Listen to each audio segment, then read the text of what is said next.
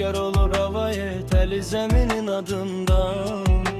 Sevgili cananından mən eləyim söhbəti siz eləyin, diqqəti ötüb keçən. Zamandı sanmayın ki yalandı, sevgi vardı başında.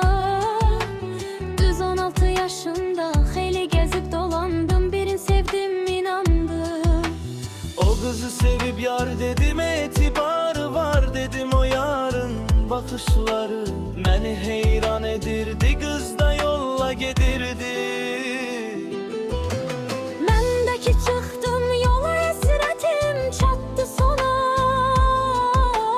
Yaxınlaşıb canana bir gedirdik yandan yana.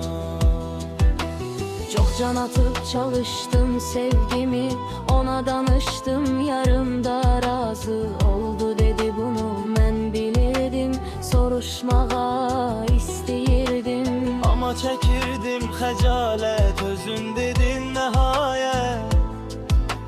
Məndəki düşdüm başa yandayan, gəzək qoşa. bize bakıp gülenler, bizi aciz bilenler, koy dalımız süre baksın, bize hesret aparsın. Mən buna razılaşdım, yarıma ürəyimi açdım. Söyledim ey sevgilim sana göre, çekirem zulüme germeni. Unutsan özge biriyle kaçsan, her şey çıkar yadımdan keçip. Cavan canımdan gözüme alıp zindanı, senle hemen oğlanı, ikimizi de bir günde göndererem. Mezara giderem, dört divare dedi, qaralmasın qanım mənim. Senin cananın heç vaxt terk etmərəm. Sana xəyanət etmərəm, yarla tutduq əl-ələ.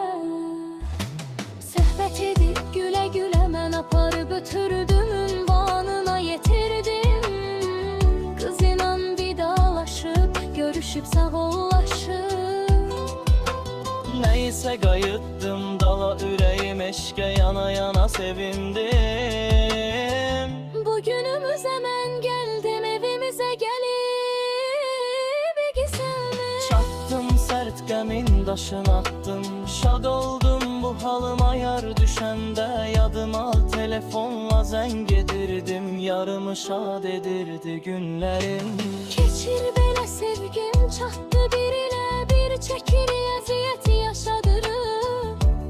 Məhəbbəti demə çəkdiyim əziyyət ucur sevgimə həbəda. Baxır da çıxar boşa, yarla olmadı qoşa mənim əziz sevdim. Onu özümə yar bildiyim gecə mənə zəng eylədi.